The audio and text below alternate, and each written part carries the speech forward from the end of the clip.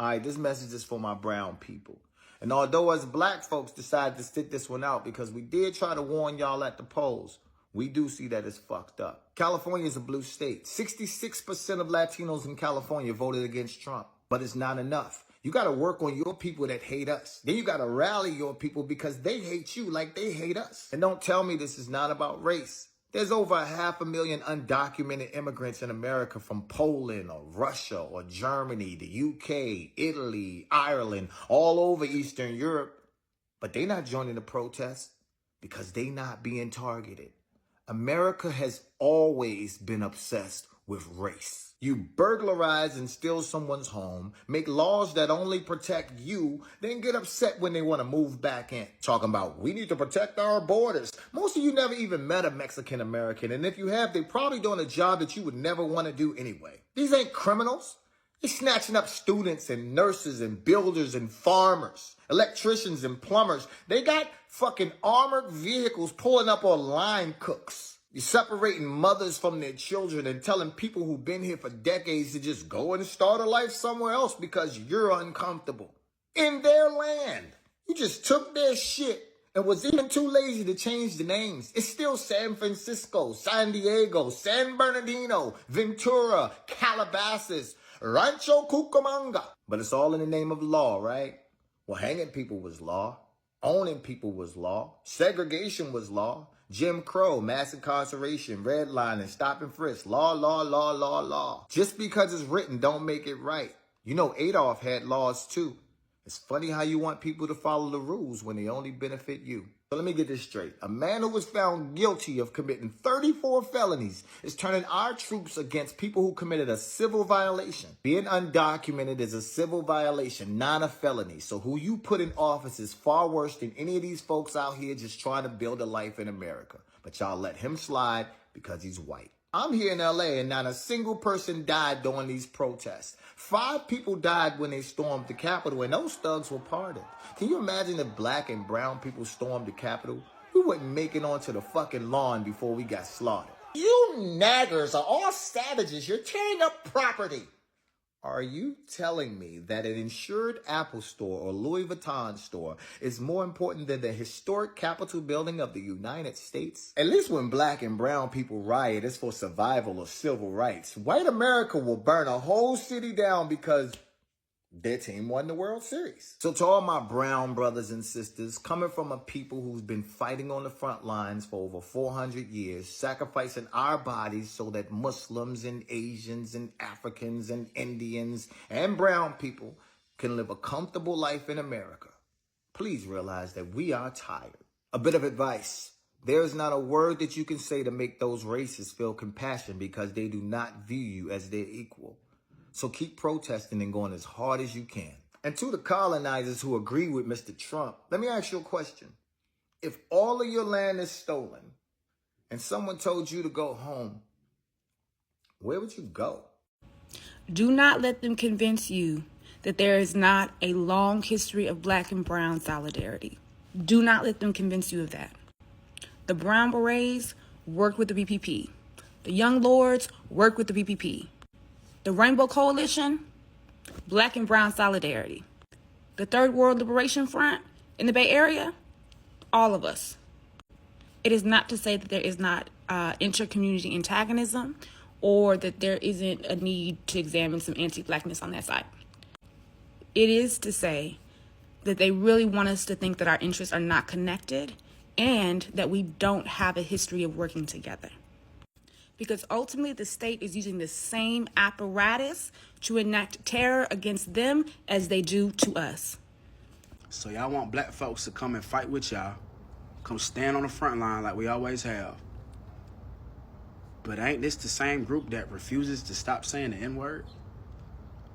This ain't the same group that was being racist in Zoe Spencer comments when she was going back and forth with that Hispanic creator? But now y'all want our help. Okay, interesting. Those were my initial thoughts, right? It's their war, let them deal with it. But that's an emotional response.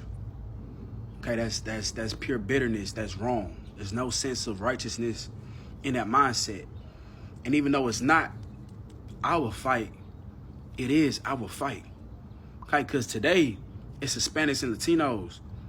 But the only reason why we not grouped up with them is because technically, legally, we were born here.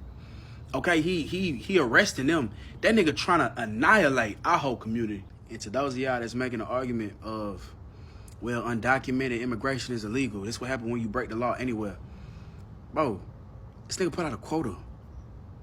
This nigga Trump put out a quota, meaning these officers are required to meet a certain number of arrests. Anytime you put a quota on something, bro, it's bound to for you to run into some outlawed, unlawful shit. You forcing the issue. This nigga dropping 2,000 National Guardsmen to arrest these folks, tear these people away from their families. Nigga, Flint, Michigan still ain't even got clean water. Motherfucking elementary schools, middle schools, high schools getting shot up. And this is what we prioritizing. If you won't see nothing wrong with that, bro, you just as fucked up. So to my black folks, it is our fight. Okay, we can't adopt the same mindset as our oppressors. All right, they want us to divide. That way it's easier to take us out. Because today, it's Hispanic and Latinos.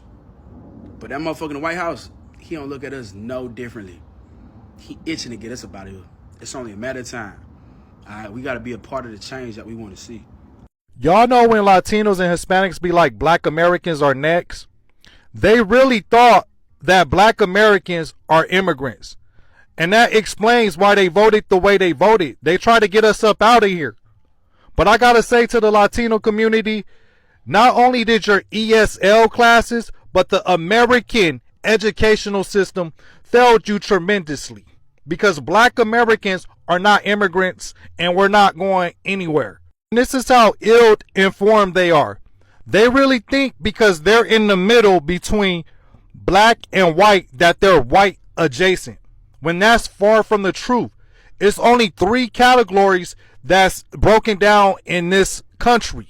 You have white Americans, you have non-whites, and you have black Americans. The people in the middle, y'all just extras in this movie. The main characters are the white Americans and the black Americans, and sometimes the Native Americans make a guest appearance. This country spent too much money, trillions of dollars, in painting black people as the bad guys. That's the default.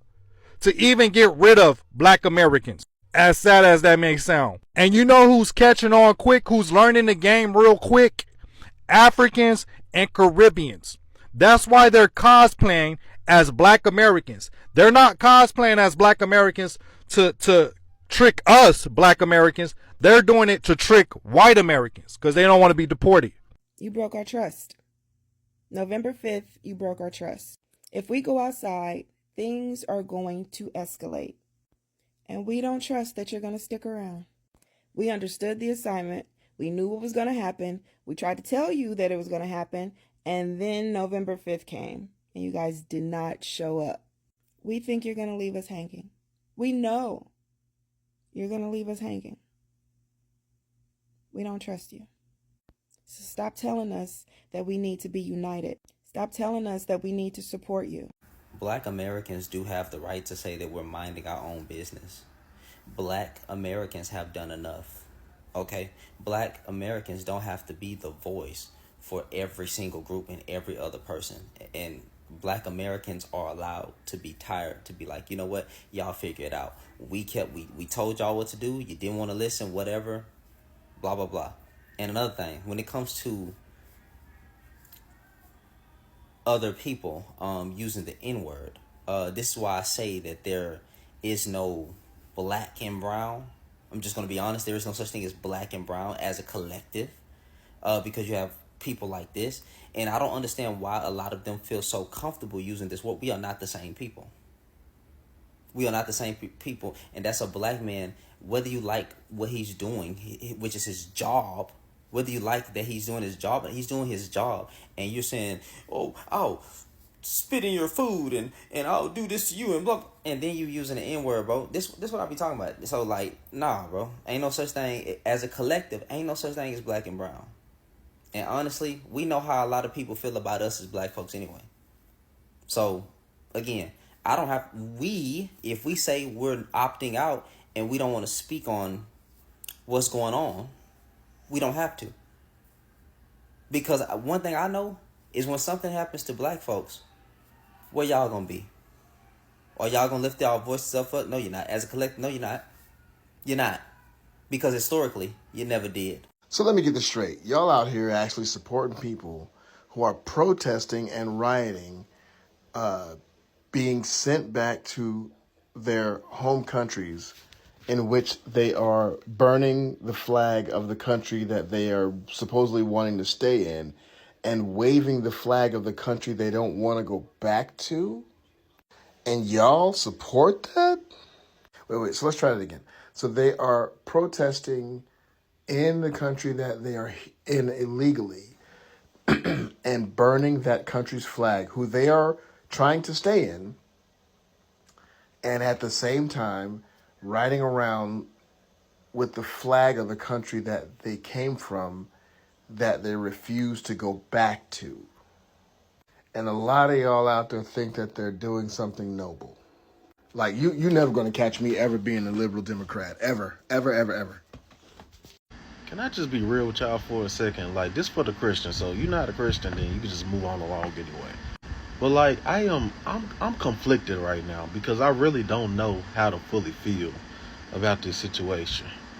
Like, I am really conflicted with all of this ICE deportation and immigrants stuff going on right now. It's just I'm really conflicted as a Christian, and it's because on one hand I see families being ripped apart. You know, the kids crying, the parents being detained, and you know, you keep watching that stuff, keep seeing that stuff. You know, if you have any kind of compassion or empathy, you know, your heart will break, you know, seeing stuff like that. Especially, you know, if you have the heart of Christ. Because as a child of God, you don't want to see, you know, families being broken up. You don't want to see children grow up without their mom or dad. You know, that's just not who we are. That's the human in me. You know, that's the Christ, that's the love of Christ that's in me. I don't want to see that. But then on the other hand, we're also looking at it as, you know, we can't ignore the fact that laws were broken, you know? And we know that we are a nation with borders and that those borders mean something. You know, because if we don't respect the law, we lose order. And that matters too. So now I'm stuck in this tension, probably the same tension that many of you may feel, but you're scared to say it. It's basically a pull between justice and mercy. It's like it's a battle between doing what's right legally and doing what's right morally. Because we know that the Bible talks about, you know, being governed under authority, obeying the laws of the land. We know that the Bible speaks about that. But the Bible also speaks about loving the foreigners, loving the immigrants, not treating them ill, treating them kind, bringing them in, taking care of them. You know, that's all in the Word of God. And I believe that's because God is just and merciful, which we know that because we know that God punishes sin. But at the same time, you know, he's full of grace. So it kind of makes me conflicted because, you know, we have different sides. Then you got people like me that's kind of in the middle of the entire situation. It's really a messed up situation all the way around, if we being honest. So if you're feeling like me, you're in between compassion and principle, you're not crazy, you're not heartless, you're human, and you're trying to follow Christ that in a broken world. Like, the problem isn't us. The problem isn't people unless you're just a heartless person. The problem is the world. We live in a broken world, so sometimes we try to make sense or try to find the best solution. And honestly, I don't think that we can. God is really the only answer to any of this. And I just want to say that it's okay to be conflicted, but don't let being conflicted stop you from caring about what's going on. Black Americans, come here.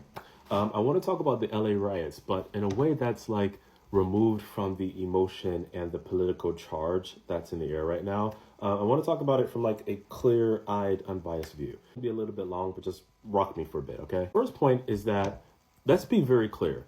Undocumented immigration is illegal in every country in the world. In every country in the world. I'm traveling right now. I've been out of America since February, and every country I've been to, they wanted to know the address I'm staying. That means Airbnb is in hotels. They wanted to know my return flight that I was leaving the country in. They wanted my phone number, my email address, my address in America, and my address in Europe. They wanted every single piece of information they could get about me to make sure I was not going to stay in their country. Why? Because undocumented immigration is illegal in every single country in the world. If you enter a country illegally, they can deport you, they can ban you. So like in Europe right now, I have until I think the 26th of June to leave. If I overstay that by an hour, they have automatic processes right now. I can be deported and banned from ever entering Europe again. As an American, I'm an American. I have an American passport, born in America. It's illegal in every country in the world. So let's get that clear. Now, when it comes to the riots and protesting, I'm 100% on board with people protesting peacefully, making your voices heard, all that good stuff. But my thing is, like, if you're protesting that you want to stay in America, why are you burning American flags? And nothing against other countries at all. But my point is for the narrative, right? Like, if I'm an unbiased bystander watching the news from a narrative perspective, why would you burn the American flag, the country you say you want to stay in, the country that you want to be a part of, the country that you're saying, I deserve to be here, I deserve a shot at American residence and American citizenship. This is the country you want. You're burning the flag of that country and hailing the flag of the country that you don't want to be in, the country that you fled from, the country that you say was so horrible that you ran from it illegally to risk deportation to come into America. From a narrative perspective, it makes no sense to me. It's like a lot of these people that are doing these riots and stuff, it's not even the people themselves. These are people who wanted a fight. They wanted a war. And this is going to be their excuse to start one with the government. So again, for people that look like me, black people, I'm not going to tell you what to do. I'm not going to tell you what to think. The only thing I'm going to say is we should be very, very cautious about what causes we choose to throw our hats in the ring of. I'll put it that way. I'm not saying we shouldn't support our Latino brothers and sisters. My father's Haitian. I'm part Latino, right?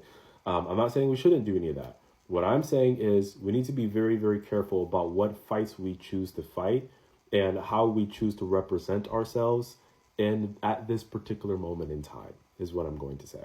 There are people, I promise you, in power that are just itching. They're waiting for a reason to unleash hell on the people that they don't like. So be very, very careful with narrative in narrative shaping, 100%. And then my fourth thing is I think Americans, in traveling the world, we really need to give ourselves more grace, I think. We have standards on ourselves that nobody else in the world has on their countries. Nobody else in the world. America, I think, is the only country in the history of ever that when we achieved superpower status in the world, where we could go forth and conquer every country that we basically could, essentially decided not to. Other than, I would say probably the only exception to that would be Hawaii, maybe the Philippines, Puerto Rico. The Philippines has since got its independence. I would say the only example of that would be maybe Hawaii and Puerto Rico. But like, other than that, the United States could have gone forth and conquered the entire world, and the American people chose not to, mostly because we're individualistic and want nothing to do with the rest of the world. But we hold ourselves to the standard of not only we're not going to use our powers for evil, but we also must use our powers for good. And that has never been expected of any other country in the history of ever, including not now, that we have a moral obligation to go forth and help every other country that's struggling. That's never happened in the history of ever. And so I think Americans, we need to give ourselves more grace on both sides of the aisle and just in general of like, yeah, what people are asking of us, what the world is asking of us has never been asked of any country ever. And we need to be more gracious, I think, with each other. But yeah,